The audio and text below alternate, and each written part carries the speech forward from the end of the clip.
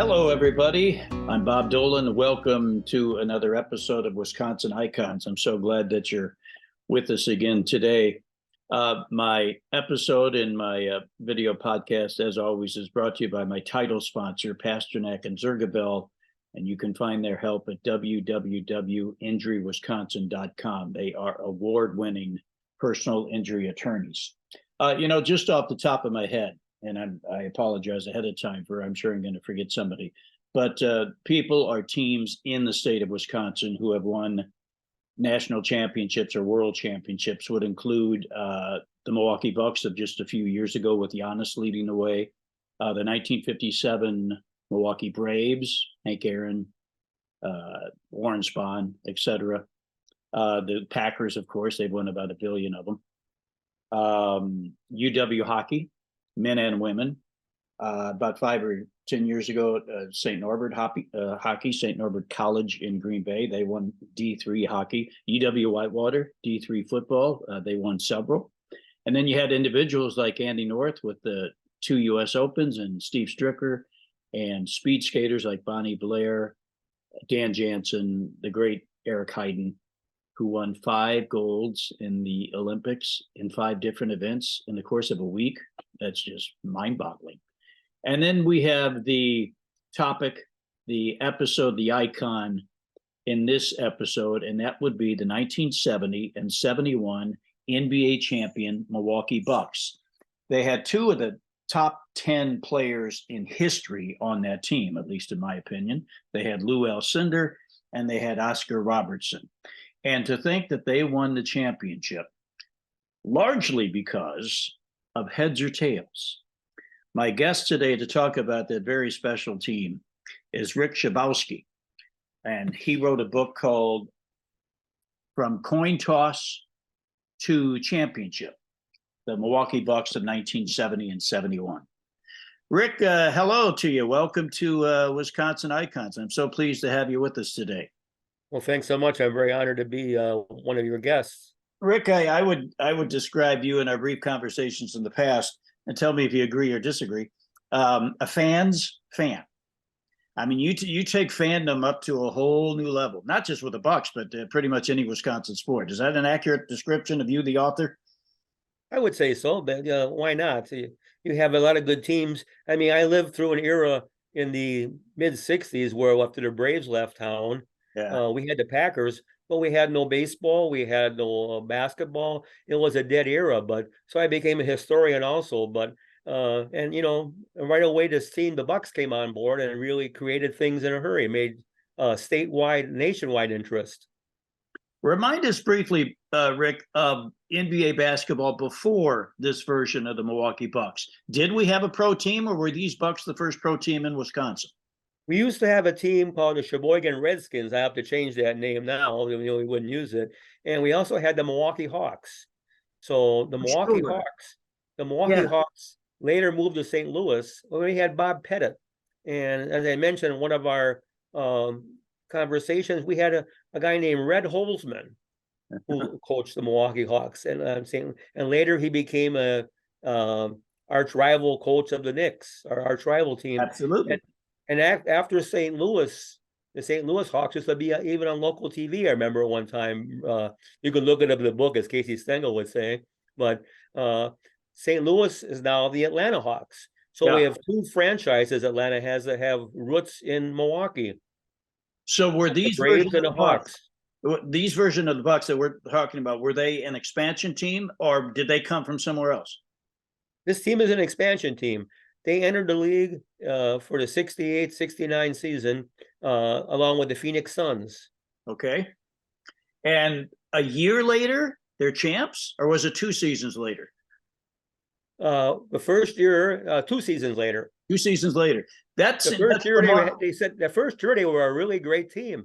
They were 27-55, which still is a record for an expansion team. Okay. And is that the fastest from in any sport from expansion to championship? It's 2 years. It seems remarkable. I believe so. Yeah, that's still stunning to this day. Some 50 years later. So No, tell us the backstory of the coin flip. Your book is called From Coin Toss to Championship. The backstory of the famous coin flip is what? First of all, who were they flipping a coin with? well, we had the Phoenix Suns. It was in mid-March, and both those teams were last place in their respective conferences. And what they did is they had a coin flip. Phoenix had a much worse record, and they had a coin flip to have it. And the Phoenix fans voted what to call, and they called it. They voted wrong. And like Wes Pavlon has said, one of the original owners of the Bucks, I like it when the other guy makes a mistake.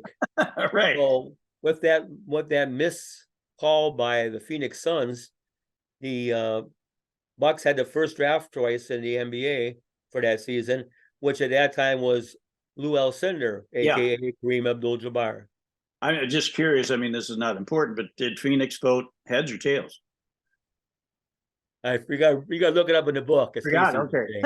So again, that's why it's not important. So at that time, Rick, there was zero question that Lou Alcindor would be the number one pick, correct? I mean, these days, hey, it could be A, B, or C. Lou Alcindor was head and shoulders. I think if you didn't pick him, you needed a brain scan because it was a no-brainer. Yeah. But another thing about getting Lou Alcindor or Kareem or whatever is that the Bucks, there was such interest. The Bucks had an inter-squad game in June on a Sunday in 1969, and Kareem was one of the participants. It was an inter-squad game. Okay. And people were like oohing and eyeing. Don't forget now, the NCAA, they couldn't dunk. So now Jabbar could now dunk. And they had a huge crowd out there Sunday evening. Everybody was just in awe. Yes, he's as good as we saw on TV. Was this held at the old the Mecca, at the old arena? At the Mecca, yeah. And they had a huge crowd there. A great place to watch basketball. Still one of my favorites of all time. Absolutely. It could be argued that Lou Alcindor at the time was the single greatest college basketball player ever. Would you agree with that? Absolutely. Mm-hmm. It wasn't a matter of UCLA winning the title. It was a matter of who they were going to beat. That's right. That's right. And they had not only one of the greatest college players of all time, but the Lombardi of NCAA basketball, Mr. John Wooden. Yeah. Who would have been number two if the Bucks had not gotten the number one pick? So Phoenix takes Lou Alcindor. Do we know who they probably would have taken? Now, the second pick of the draft was Neil Walk. He was a center from Florida, and he was highly touted. He played a couple years, but I think the Bucks would have went with a big man, knowing that Wayne Embry was already up in age and later became the GM. But Wayne Embry, and they had the cement mixer, Dick Cunningham. But I think Neil Walk may have been the pick. That we can leave it open to the people responding about what their thoughts would be. When did, refresh my memory, Rick, when did the Bucks acquire Oscar Robertson? Was this before they had Lou Alcindor number one, or was this shortly after? When did that all occur? The Bucks played one season without Kareem, and it was an expansion year, won 27 games. The second year, they did not have Oscar. And they still won a lot of games and made it to the conference finals. And they were eliminated by their nemesis, the Knicks.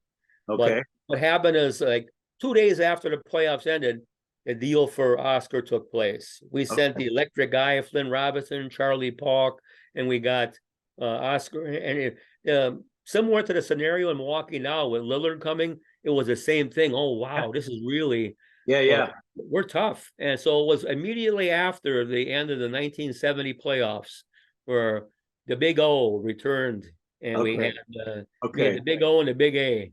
Yeah. Well, in my mind, Rick, you got two of the top 10 NBA players of all time on one team. And I can only recall, maybe you can remember some other team, but I can only recall one other franchise that could make that same claim, that they had two of the top 10 ever on one team, and obviously use those two guys to win championships. And that would have been the later Lakers, when you had same guy, Kareem, but now he's with Magic. I would put Kareem and Magic as two of the top 10 of all time. I would also put Lou Alcindor and the Big O as two of the top 10 of all time. I can't think of any other team that can say that. I think the Lakers would be earlier, being an older guy, historian, the Lakers with Elgin Baylor and Jerry West Yeah, okay, okay. was a team that also, Yeah, and they also, but they didn't, they didn't have that cohesiveness. It wasn't as big. They needed that big man.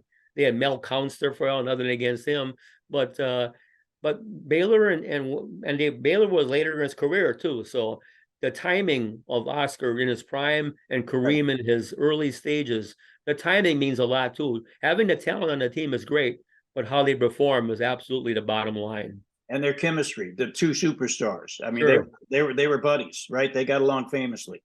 Mm-hmm. Yeah. Tell me about the Magic season. So they go from 27 wins, and during the championship season, what's their final one-loss record? 66 wins. My gosh. And it could have been a lot more. And actually what happened, what happened is that the last week of the season, they lost a couple games, Yeah. and they were chasing Philly, who won 69 games Okay. 3-4 years earlier. But what's more important, getting somebody hurt in a game or being playoff ready with all your players healthy, not injured? They still have that discussion to this day, don't they? Do we And rest? at that point, Yeah.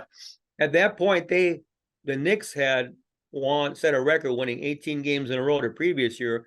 The Bucks surpassed that record by winning 20. Okay. Take us through the roster a little bit. You're not mention every guy that ever tied to shoes, but remind us of some of the other guys, some of the nucleus. Well, outside of Kareem, you had, and I always liked Eddie Doucette with his nicknames. I mean, he was also the face of Milwaukee. He was such an enthusiastic announcer, such a cheerleader for that team and promoter that he was, and his broadcasting was great.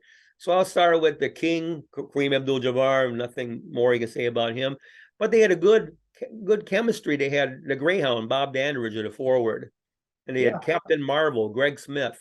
He was an undersized forward at 6'5", but he played his heart out. And at guard, you had, of course, Oscar, and then you had Johnny Mack, John McLaughlin, Indiana University graduate, had played with the Royals also, and he was a deadly shooter. And also you had a decent bench. You had the cement mixer, Dick Cunningham, came in, and he spelled Kareem. He didn't get that many minutes, I'll tell you that, but he was there, and he contributed. He didn't hurt him when they did. Another guy who really helped when they acquired was Lucius Allen. Lucius Allen was one of Kareem's teammates at UCLA, and he played a valuable role too. Then you had veterans like Bob Boozer, who played really well. All these people contributed. Who's the coach? Larry Costello. Costello. I remember one of the oddest things ever. The Bucks were playing that year. I was 19 years old. I bought a season ticket. I didn't have a season ticket. I only missed 5 games. I remember one game where they played the Bulls. There were a lot of Chicago fans, and they said, "Hey, Costello, where's Abbott?" Oh, those Chicago fans are pretty clever. There were a lot of them here for this exhibition game couple weeks. I was surprised. Is that right? Okay. Yeah, but they left home with a long trip back with the iPass as another L's on the list. Why didn't these Bucks win more? I mean, with Kareem and the Big O, my goodness.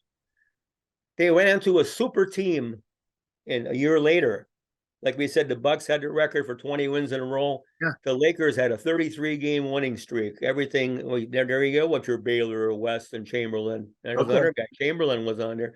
They had those 3, and this is the first year they really weren't having the injury problem. And they won 33 games in a row. Okay. And they had just a super team. But one of the highlights of that 71-72 season was the Bucks snapping that winning streak. Okay. They were the team that did it, and they had a huge game. And it's amazing now. NBA wasn't as big on TV as it is now. It was part of Wide World of Sports, or you didn't have TBS or TNT or NBA TV. It was a rare event to have an NBA game on. And that game was, of course, I was there, but what a game, to snap that. And they routed them. And then they had to face them in the playoffs. And wow, just, good luck. Yeah. 2 Titans. And then the following year, it was a huge upset.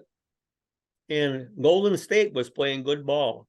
And they upset the Bucks in the playoffs. Now, one bad thing about the playoffs that that happened back there in the early 70s. And even the year the Bucks won the NBA championship, they couldn't play the first round at the Milwaukee Arena. The arena was booked for the home show of all things. Oh my goodness. Okay. So we had to go to Madison. I made that trip also to play the field house. All right. Okay. So his first couple of years in the playoffs, the home show had precedence, and we had to play in Madison, the field house, which is really an old barn. Yeah, I love that place too. Absolutely. It's cool. It has its moments and its memories. Did Lou Alcindor enjoy his time in Milwaukee? What happened really, another thing I got to respect Alcindor was signing with Milwaukee was the ABA was in existence. And the New York, wasn't New Jersey or whatever, the New York Nets had the rights to him. And you would figure that, it's either New York or Milwaukee. Yeah. But he was a man of his word, said, I want one offer from each of you, and that's it. And, people figure he might go to New York based with his coming from Powell Memorial High School and being a New York native. But the Bucks had a higher bid, and he lived up to it and came to Milwaukee. So instead of being an ABA, he was with Milwaukee, and it was quite a sacrifice to make, but he lived up to his word. That speaks very well of him. Did he like us? What was here, about 5 years? Yes, he was here. What happened is, he played his whole contract here. Okay. And actually that third year, the fourth year is here, the third year with Oscar, the Bucks, they made the finals. They made the 74 NBA finals. And like people would know, historians, that Kareem hit a huge hook shot in Game 6. It was a double overtime game, a classic at Boston Garden, and that forced Game 7 in Milwaukee. So we got steamrolled. Then Boston played good. They had a good team with Havlicek. They had good people too, all the way across. JoJo White, and they beat the Bucks in the arena on Game 7 in 1974, the finals. I'm still not over it, Rick. Don't even bring it was tough. Happy Mother's Day. There's your gift. Let me ask you one more. And I know, sports fans like you and me, we love having debates like this, even though there's no real answer. But, the Bucks have just a few years ago won the championship with Giannis and Middleton and some of the others. And have you ever just in your mind compared the recent Bucks title with the Kareem and Big O team? And, obviously athletes today are better than athletes were 50 years ago. We get that. But just based on talented roster and how much they dominated the other teams around them at that time, who's the better team?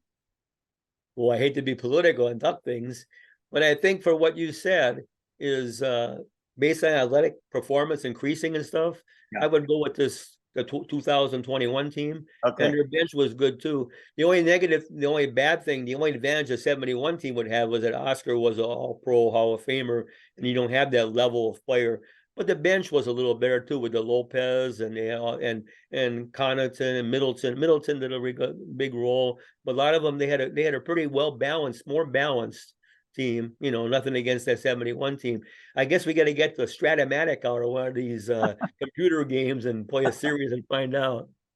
Remember those old board games where you hit the little lever and the ball would fly into the net?